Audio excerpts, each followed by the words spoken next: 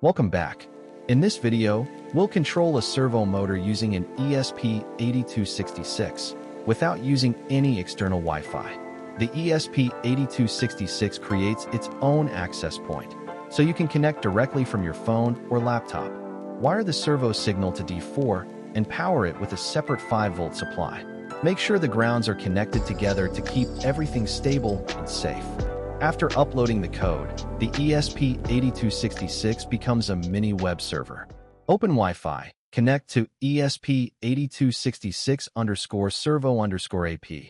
Then open your browser and type 192.168.4.1.